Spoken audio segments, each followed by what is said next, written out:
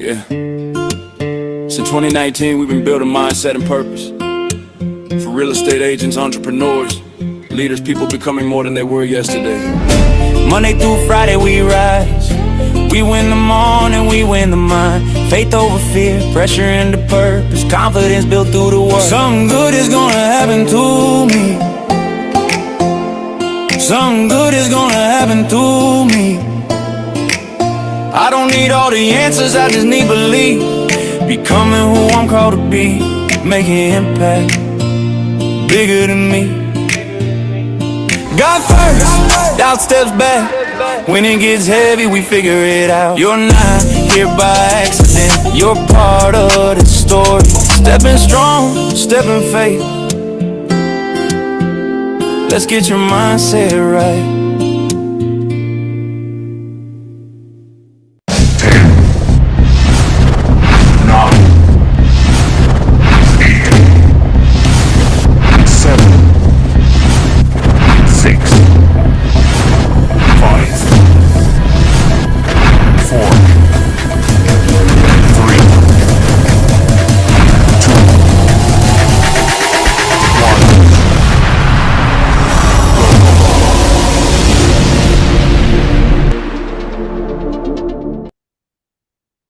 Well, good morning, everybody. Good morning to you all. Look at this guy. Bob Pettit's here. Minogue's here. Dusty, Michelle, David, Chet. Come on video. If you can come on video today. There's two of us live right here, live right now. He's really here. He's really here. It's me. So good morning. Say good morning in the chat. Say good morning in the chat. Say good morning to everybody in the chat for you. I'm excited about today's show. Figure It Out Friday. Latrice, good morning. Noah, Heather, Dawn, Michelle, good morning to you. Sherry, what up, girl? What up, Joe? Colin, good morning. Look at it. See, he's in Alaska, and look how it's 4:15 in the morning, and look how light it is in Alaska right now. It's crazy. It's crazy. What up, John Hart? Good morning to you, Rika. Mr. Burke down in Florida. Good morning, D. D is not at home. D is in a different spot. Good morning, Jackie. Good morning, Michelle. Good morning, Jesse. Good morning to you all. Say good morning in the chat. Say happy Friday in the chat. Get yourself excited today because we have a special guest today. I didn't even tell him to wear that shirt. He's doing some promoting for us automatically over here. What up, Paul? David. God, David. A little shout out to David for prayers, man. I'm glad you're okay, brother. I saw that car. He sent me a picture yesterday, and I was just like, I hope to God you're okay. And to walk away with any scratches, I told him, I said, bud, you didn't have to one up me with the golf ball in the head, but you certainly did a good job of doing that. So glad you're okay. Glad you are safe. Oh, my mom's even on here. Hi, Mom. Hi, I was able to get it. As you can see, she's not too sure about the mute button, so she's like, I'm just gonna go off of mute right away over here. This is a little family event. What up, Chet? So guys, they normally don't get to see our affirmation that we do. Well, they see it but recording, but never live. So on a Figure It Out Friday, we normally don't do our affirmation, but we're gonna do it today because it's a special day for me to have my dad here with me. So I want everybody to come off of mute. Come off of mute. You know exactly how we do it. And we're all going to say it with really just some energy today. It's the start of summer. It's June. It's a Friday. It's the end of the week. So let's just say it with purpose, with passion, just to let it all out on this Friday. So on the count of three, we're all off of mute and we're all going to say it together. 1, 2, and 3. something Something good good is going to happen to me. Something good Something is good going is to going to happen happen to through me. me. You guys are all so good. So good. So now this is where I usually find people who like start cursing and yelling and going crazy because they're not off of mute. Lakeisha, good morning to you. It's always funny. We always get some entertainers over here. So as you all know, we've been talking about it. And I had my mom. She was one of my podcast guests. And it took us a while to get my dad on here to, first of all, be on Zoom. This is his first time being on Zoom like that. So he's like, what am I, oh, how am I, he's got notes over here. So I want everybody to put a 5 in the chat or put some hearts in the chat to give him a little grace today, because I said, Dad, you can do whatever you want. You're the guest. They're not going to care. So, and see, these are all the chats over here on this side, and I always give them the 5s. I gotta get a t-shirt that says put a 5 in the chat, I think is my next thing that I got. So Collins in Alaska, we got people in Florida, Texas, New York, California. I don't even know. Dory is here. Good morning, Dory, to you. So I am just finding as much as I kind of looking at everybody on here. So today I asked, what up, John Root? I asked my dad, I said, Dad, these are the questions. Now, if somebody has a question you want to ask my dad, you certainly can put it in the chat. I will do everything I can to get you all. Now, guys, I want you guys to give me a 10.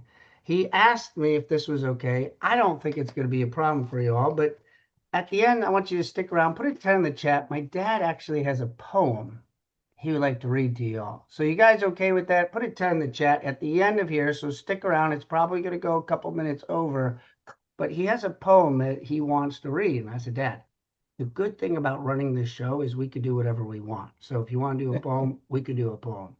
So we're going to do a poem to finish it off. So I asked my dad, I said, Dad, this is kind of how we break it down with some defining moments. But, you know, people know you from obviously me and being on here, and Mom and our family that we were blessed. So for those that don't know you, because there's quite a few people on here that are new, we got some people that have heard of you, but kind of give us a 10,000-foot overview of who you. Now remember, we only have so much time, so just try to keep it short here. But gotta give us the 10,000 overfoot view of you. Okay, well, first of all, it's a pleasure, honor, and joy to be here today with everyone.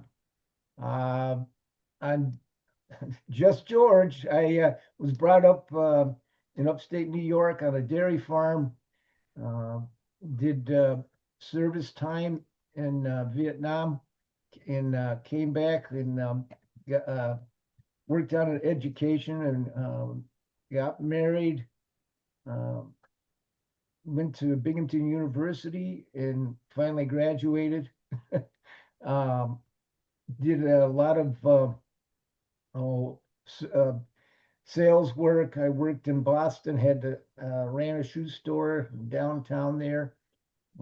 Then I met my wonderful angel, and we brought 5 children into the world. And you know, and they all had done well, all out of college finally. And the other than that, you know, I've been very blessed with conquering cancer twice, being you know, a person that I have my goals of integrity, caring, giving, helping, and serving.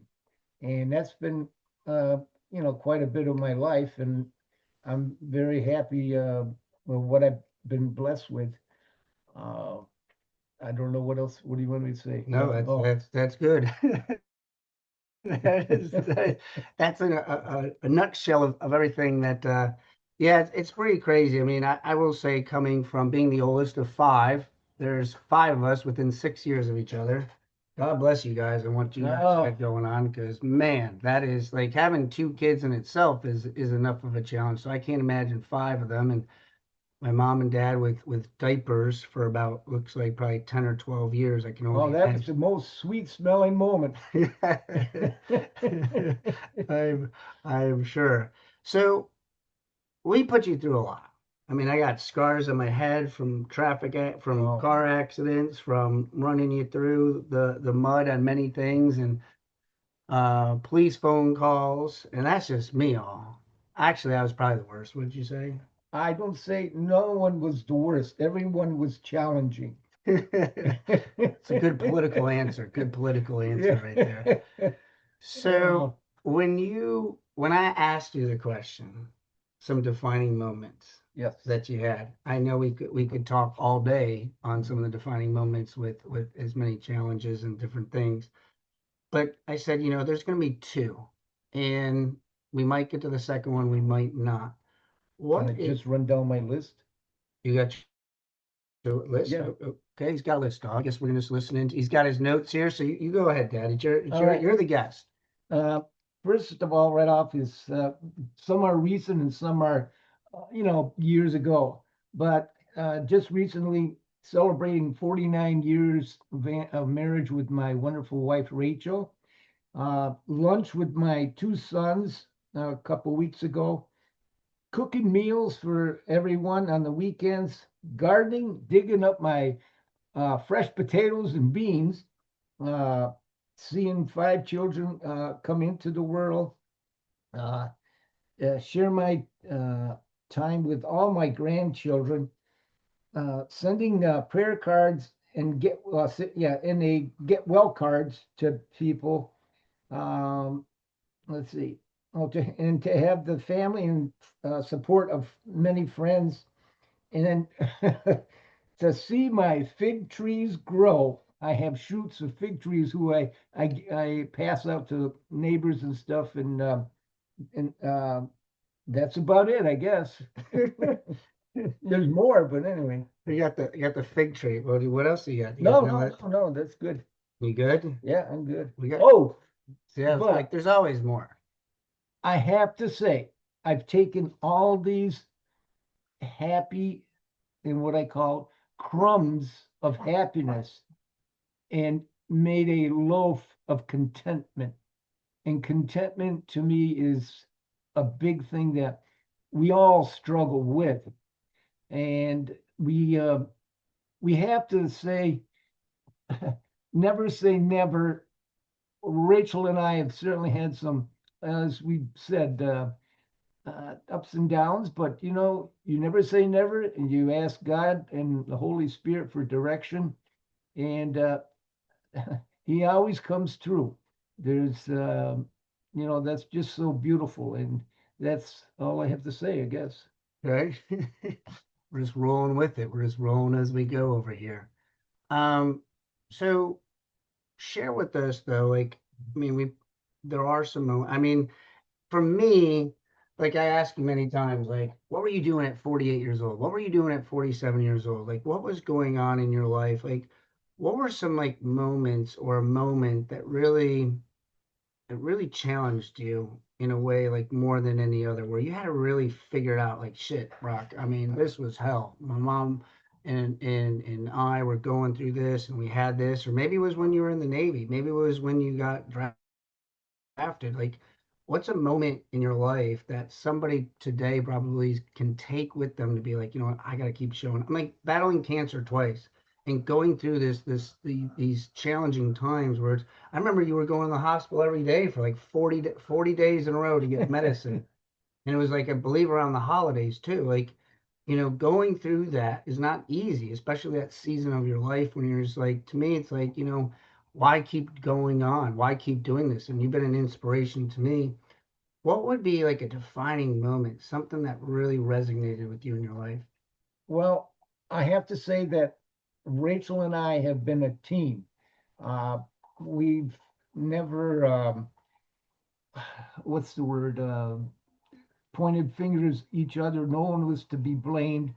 And, you just have to hang in together, pray. And I know there was probably the most difficult time for me was when Rachel was going through her uh, health issue. And that went on for many years. And, we traveled all over to find resources. And we finally found it in North Carolina. And that was one of our biggest reason to move here. Wasn't that crazy? So when my mom had her health issue, you were in New York, right? Yes. Well, yes. You were in New York, and the place that had my mom's, she had like blood cell challenges. And I also want you to what I heard you say, what I love, not love, But where I get my resilience from, it wasn't, he didn't say like it was a day. He didn't say she was in the hospital for a week. He said years.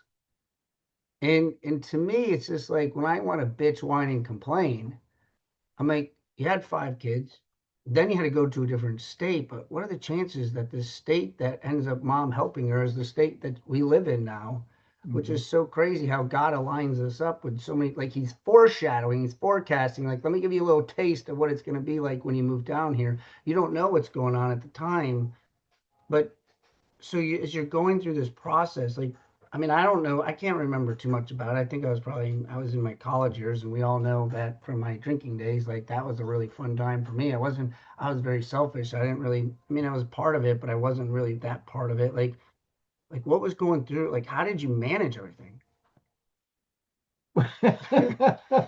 uh, I just have to say I lifted it up to God, the Holy Spirit. Uh, that's that's about all I could. Naturally in prayer, but that's about all I could do. And again, Rachel too, being a very both, but in a very religious lady and stuff. She she was inspiration to never quit, and we could do it. We'll get it done, and and we've had a real nice relationship, and everything as dark as things can be, there's always that ray of light that will bring you something and encourage you to say, thank you, Jesus, for another day of life. Mm. And good morning. But that's as young people say, that's all I got. So you're going through this with mom. Like, how old were you? Oh, I always want to know how old he is Lord. with certain things because I always like, I don't know. Maybe I'm comparing too much, and Cullen will probably say something to me later. He's like, you just gotta live in the moment, and that's why I love Cullen because he helps me out with so much with that.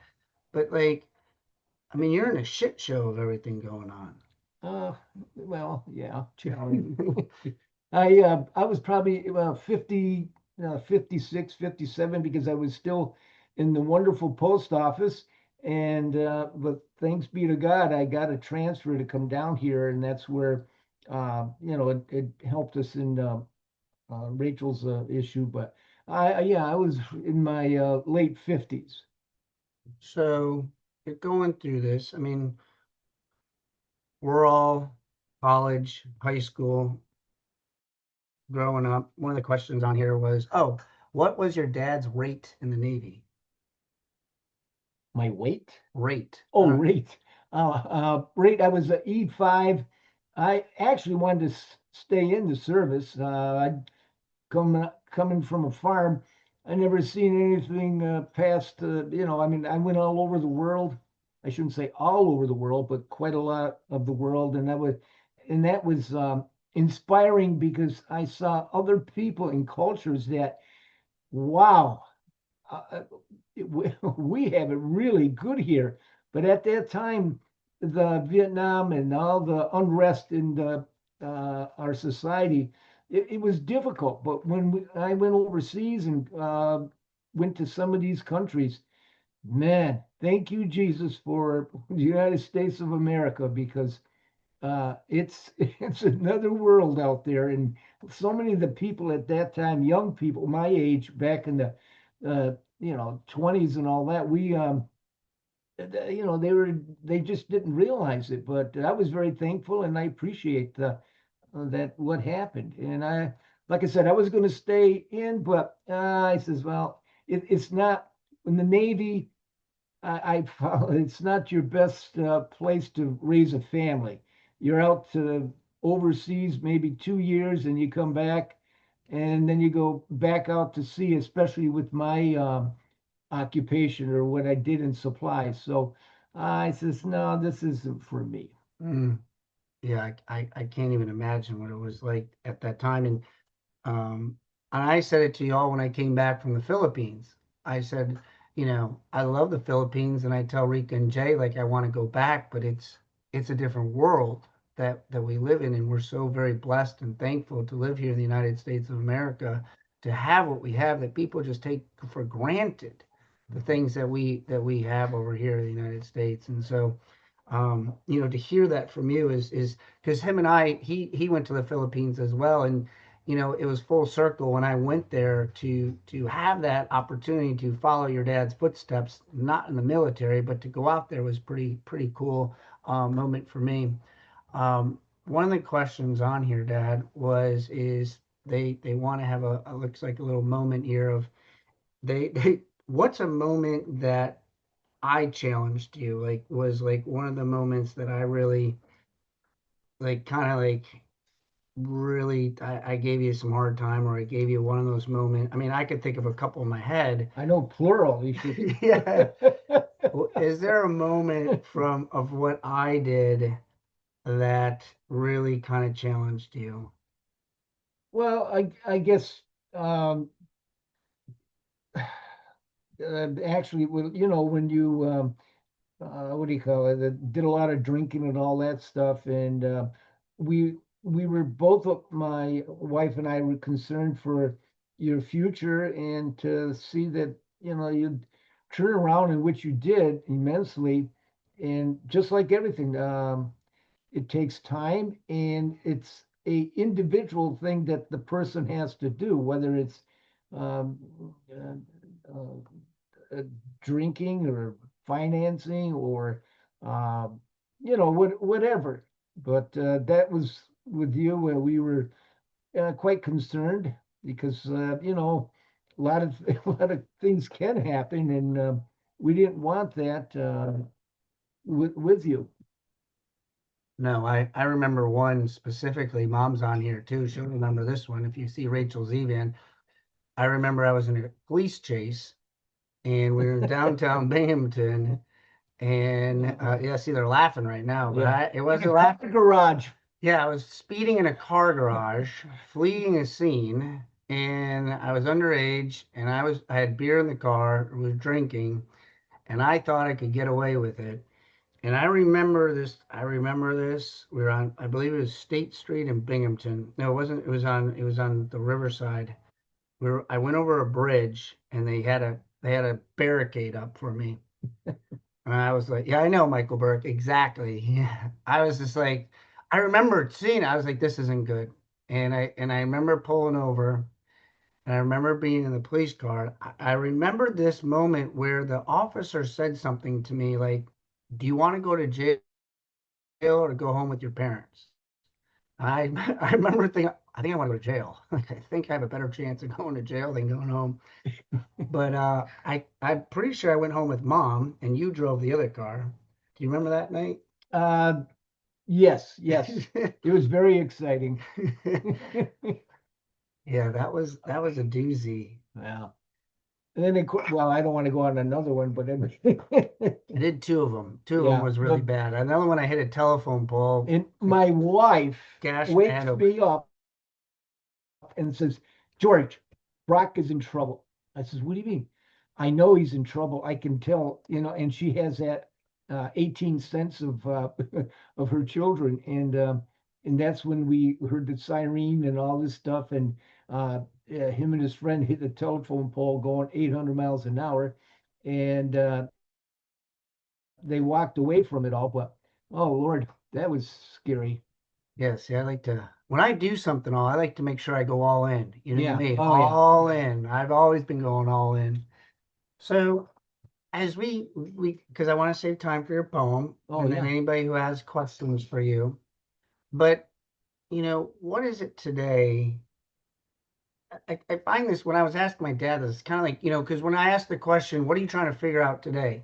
Like, you're in a different season of your life. You're not trying to freaking catch the next deal. You're not trying to make the next dollar amount. You're not like you're in a totally different season than many of us on this screen are, where we're trying to continue to create business, to leave a legacy for our children and whatever that might be.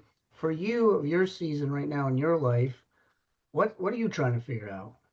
Just keep breathing, and but to overcome certain health issues, and to better serve, you might say, existing.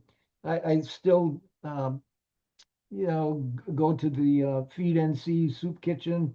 I involved with the Knights of Columbus. I work with what's the other one?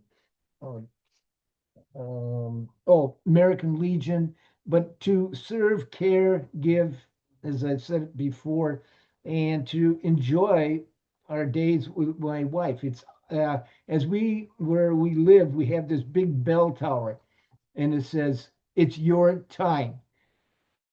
So her and I, it's our time to do things that we sacrificed an awful lot, and we're going to do it. I don't, we're just that way, and I'm very happy that she's so supportive because I do have certain issues, but she's always in there in my corner. Yeah. It's funny when you hear his first word that he said, and I listened to a video that talks about, you know, when I'm 68, I wish I knew this at 48. And the first word, I don't know if you guys caught it, but he said to breathe. We take for granted breathing. We take for granted our health. Think that we are going to wake up the next day and the next day. We take for granted sometimes. And it's not until something happens to you, you get hit in the head, you get in a car accident, somebody around you, a loved one dies. And it's at that moment we start to recognize and be like, oh, damn, I'm not guaranteed tomorrow. No, you're not immortal. And it just, to me, when you said just to figure out, just to like to breathe, Yeah. it just kind of reflected me like, you know what? Yeah, you're right. You can't take for granted the next day. Um, One of the questions that we got here, how did George meet Rachel?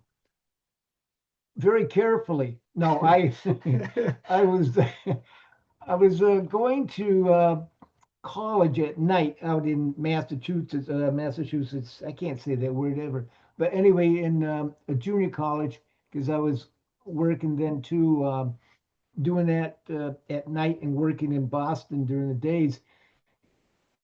And I just got done with my I passed all my grades somehow, and I was going to celebrate a little bit with go to our local little pub there, Alfonso's in Maynard, Massachusetts, and I was watching the Celtics and just sitting by myself and sipping on a little cold one, and this one guy was across the way says, "Are you a Celtic fan?" I says, "Well, sorta," and all that. And then he just introduced himself. But all of a sudden, these three ladies, three girls, hot chicks, come walking in, and he says, "Hey, George, would you want to meet one of these ladies?" And I did a quick survey, and Rachel won.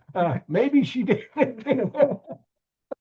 But it was a oh yeah, and I have to say it was a family lounge. It was a restaurant too, but that's where I met Rachel, and we struck up good conversation, and there was a band and stuff, so we danced, and I says, "Do you want to?" One funny little thing, I says, "Do you want to dance more?" And she says, "I would, George, but the band's on break." And I says, this girl is someone I can laugh with, and because we'll put it this way, I was going to remain bachelor. I like my single life, and you know the material things, and I says, oh, but then I dropped anchor with her. In 6 weeks, I proposed, or no, got an engagement, or engaged, and then a year later we got married. Can you believe that? 6 weeks Well, I know, after knowing each other. after all Like, damn, 6 weeks. Wow. I know, Chet. I drank something on that one, bud. I hear you. Another question we got asked, Dad, was, yeah, didn't waste his time. no, hey, time is Mr. George, what's one skill that you learned from being in the military that you didn't have before? One skill. Uh, boy. It's a good one, Yeah. Latrice. Let's see. Skill. To persevere, especially, I mean, I can sympathize for the fellows there and women that are out in Iran now, but to keep your sanity when you have to spend so much time out to sea. There was, and I don't know if that's a skill, but a skill in the sense that you still had to maintain your. I worked in supply, and you had to, maintain your sanity to a degree. A skill. Oh boy, I'm That's good. That's good. okay. We're good. We're good. That's a good skill. It's a mindset skill that you have to have. Well, yeah, because then another ship would break down, so you're there for another 20 days and end up 60, 70 days out to sea. Well, I mean, it's just overcoming adversity as you think you're going home, and then like all of a sudden you're not going home. Or how many of us think we're getting a closing, and then freaking something happens, and we don't get the closing, and we spent the money, and now we're like, shit, how am I gonna get the money? And now we gotta do like, you got to be able to handle that. It's a life skill that you have. So Never say never. never say never. So you ready for your poem? We all ready Oh. for his poem? Here we go. Here's his poem. So I'm just George, a 1949er brought up poor on a farm. Life was tough, different and simple back then. We didn't have much, but we did have hope. I'm just George, and that hope has brought me through many trials, some bad, but more good because I had hope. Integrity, serving, caring, and giving has been my life. I'm just George. As I look back over the years and see how our country and the world is in such a mess, but I can still hope through our God that little ray of life will prevail, and someday we'll all be sitting at his table because we had hope. I'm just George with hope. That's my story, and I'm sticking to it. there you are, ladies and gentlemen. Put a 5 in the chat. Put a 5 in the chat on that one too. If my dad touched you in any single way, normally I'd say, Dad, what do you want to promote? What are you pushing out? What book you writing or anything else? I told him, I said, we're going to take that poem and we're going to create it into a song. We're going to use AI, some Sono, and we're going to create it into a song to do something with it, because that was one of his dreams, was to move it on, to pass it on. And I was like, Dad, we can do that now. So we're gonna do that for you, and we're gonna put something in play. Anything you want to leave us with today? What's the last thing you want to leave us all with? Peace be with you, and have a great weekend. There you go. Simple. We complicate it, don't we? Just as that simple. Guys, put some hearts in the chat. Put some 5s in the chat for my dad. Dad, Well, again, it's great having you. again, This was a fun. honor, joy, and pleasure. Guys, Thank you. thank you guys so much. You did an awesome job, Dad. I appreciate you. God bless you all. I appreciate you guys for being on here and spending this special time with me and my dad this morning. We'll be back Monday morning at 8:15 Eastern Time. Same channel, same Zoom link. Till then, God bless you all. See ya. 10-4, over and out.